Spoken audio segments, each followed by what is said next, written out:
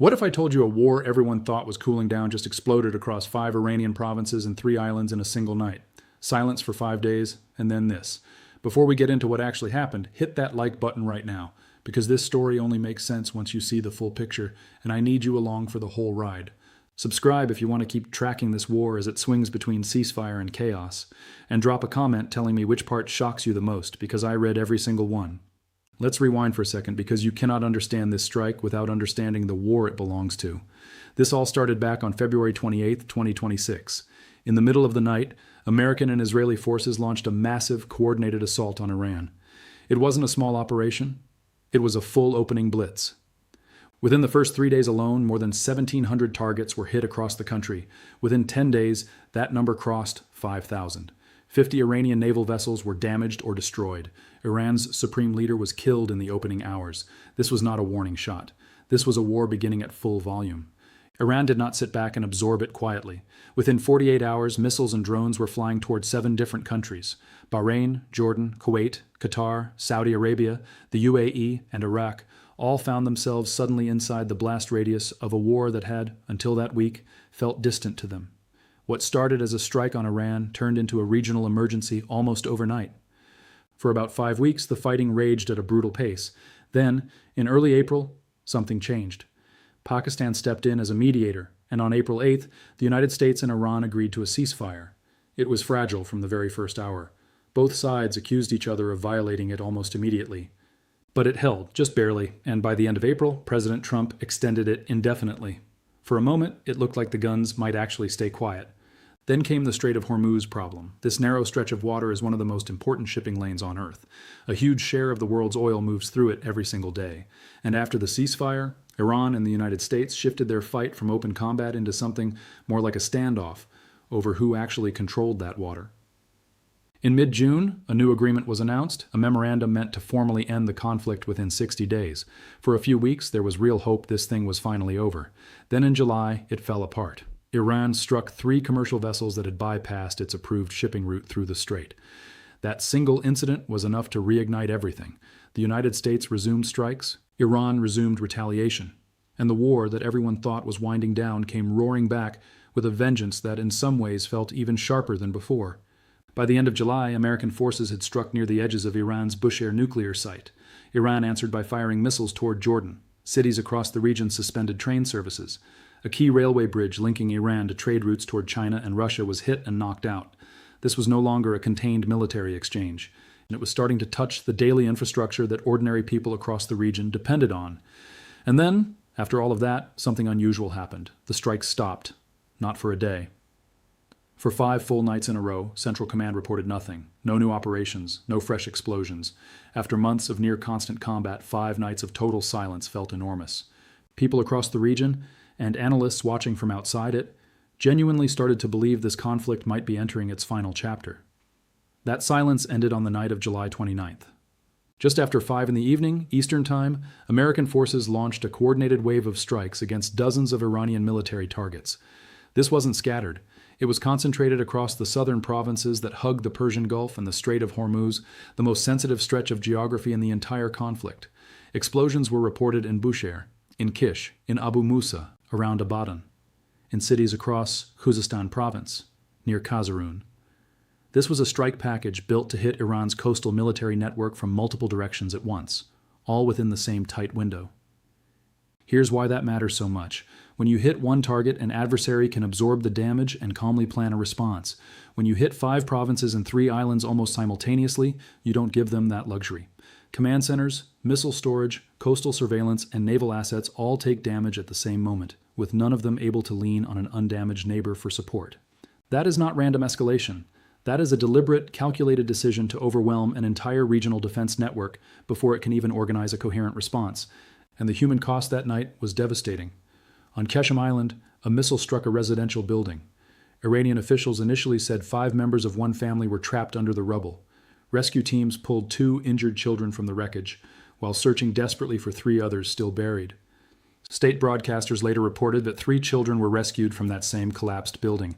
Whatever the exact final count, the story underneath it is the same. A family sheltering in their own home became part of a military statistic on a night they had no control over. This is a good moment to pause and ask yourself something. If a war like this can escalate this fast after 5 days of total silence, how much do we actually understand about how close to the edge these conflicts really sit at any given moment? Type your honest answer in the comments because I genuinely want to know what you think. And while you're there, tap that subscribe button so you don't miss the next major shift in this story. Iran did not simply mourn and stay quiet after that night. Within a very short window, Iran launched a second salvo of missiles. This one intercepted over Jordan for the second night in a row. And in northern Kuwait, a strike hit a building belonging to a Chinese company, killing a worker inside. Kuwait's own defense ministry publicly condemned the attack in the strongest possible terms. That detail alone tells you something crucial about how this war keeps spilling outward. It is no longer contained to Iran and the United States. Neighboring countries, foreign companies, and civilians with no connection to either government keep getting pulled directly into the blast radius. Now here's the part that genuinely surprised a lot of people watching this closely. In the days before that July 29th strike, President Trump had publicly threatened something much bigger. He specifically warned that if Iran kept attacking commercial shipping, the United States would go after dual-use infrastructure, meaning energy sites, ports, and other facilities that serve both civilian and military purposes. That kind of target set would have been an enormous escalation, striking at the very economic backbone that keeps Iran's government funded. But when the strikes actually came, that category of target was almost entirely absent. The list stuck to a familiar shape: command centers, missile and drone facilities, coastal defense systems, naval assets. The broader economic infrastructure Trump had specifically threatened simply wasn't part of the operation, at least not that night. Why does that restraint matter so much? Because striking economic infrastructure directly risks triggering exactly the kind of full-blown regional war that neighboring governments have been desperately trying to prevent. It also risks a global oil price shock that could ripple through economies that have nothing to do with this conflict at all.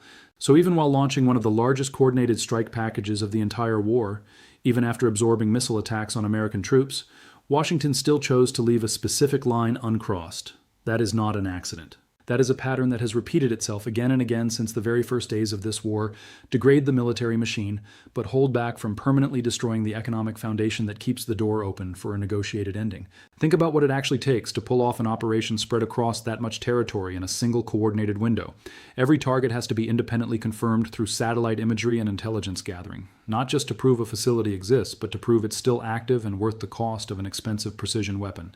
Aircraft and naval assets have to be positioned with exact timing, so that strikes across such a wide spread of geography land close enough together that Iranian defenses can't reposition or reinforce one site after watching an attack unfold somewhere else first. That kind of coordination demands trust and synchronization across multiple branches of the military operating at once, all compressed into a matter of hours instead of days. There's also a deeper strategic logic behind spreading strikes this wide instead of concentrating them on one target. A single strike lets an adversary calmly assess the damage and plan its response with a clear picture of what still stands. But explosions ripping across 5 provinces and 3 islands within the same few hours creates a completely different kind of chaos. Military leadership and political leadership have to try to assess the damage, coordinate a response, and reassure a frightened population, all at the exact same moment, across regional commands that may struggle to even communicate with each other in the immediate aftermath. That overwhelming, simultaneous pressure is the entire point. To keep an operation like this even possible, the United States has maintained an enormous standing presence across the region for months. Tens of thousands of American service members have been stationed across bases in Kuwait, Bahrain, Jordan, and elsewhere throughout this war, kept on heightened alert during moments exactly like this one, bracing for whatever retaliation might come next.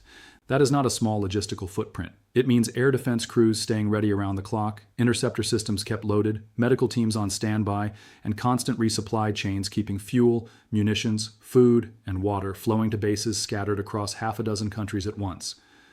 Every one of those service members represents a family back home, watching the news, hoping tonight isn't the night their base becomes a headline.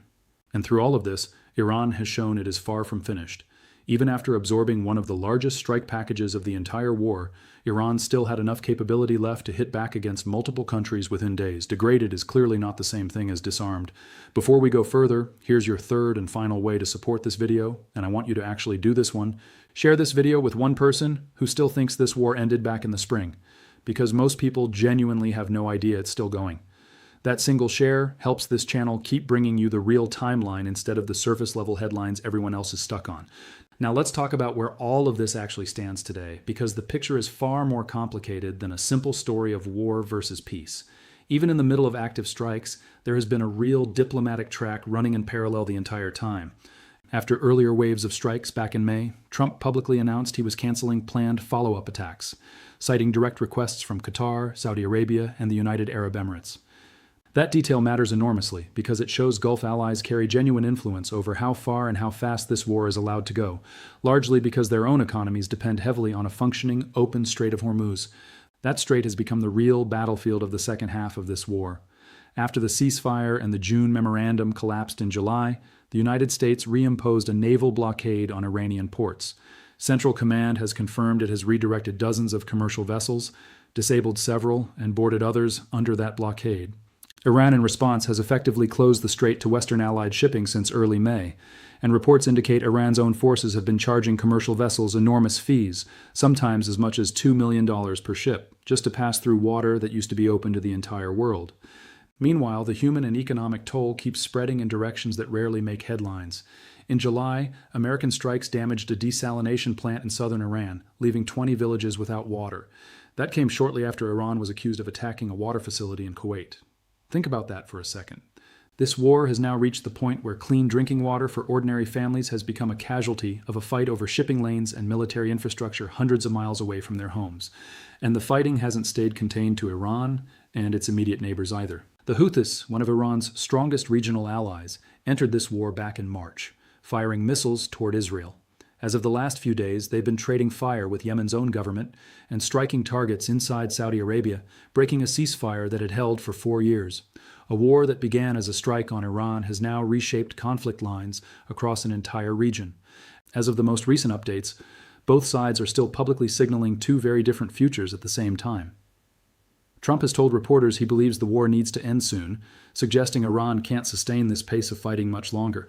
At almost the exact same moment, Iranian officials have said they believe they can prolong this war for as long as it takes, even suggesting they're prepared to wait out the current American administration entirely. That's the real state of this conflict right now. Not a war heading cleanly toward victory or peace, but a war stuck in an unstable holding pattern, swinging between silence and explosion, between diplomacy and devastation, sometimes within the very same week. So what does all of this actually tell us, 6 months into a war that keeps threatening to end and then doesn't? It tells us that modern wars rarely follow the clean, simple storylines we expect from history books. This conflict has already survived one ceasefire, one formal memorandum meant to end it within 60 days, multiple canceled strike operations, and repeated moments where diplomats on both sides believed they were close to a real resolution. And every single time something, a missile strike on a tanker, an attack on a base, a broken agreement, has pulled it right back into open combat. The strike that hit 5 provinces and 3 islands in a single night wasn't really about punishing one missile attack on Jordan. It was a snapshot of everything this war has become. Overwhelming force used with real restraint. Devastating power aimed at military targets while, so far, deliberately avoiding the kind of economic destruction that could set the entire region on fire. A family losing everything on an ordinary night in their own home, while diplomats in another country were, at that very same moment, negotiating the next possible pause. This war isn't a straight line toward an ending. It's a pattern. Silence, then shock. Ceasefire, then collapse. Restraint, then a wave twice the size of the one before it. And until something fundamentally changes, on either side, that pattern is exactly what we should expect to keep watching play out, night after night, province after province, for however much longer this war has left to run. If this breakdown helped you finally understand what's actually happening in this conflict, make sure you're subscribed, because this story is far from over, and I'll be right here breaking down whatever happens next.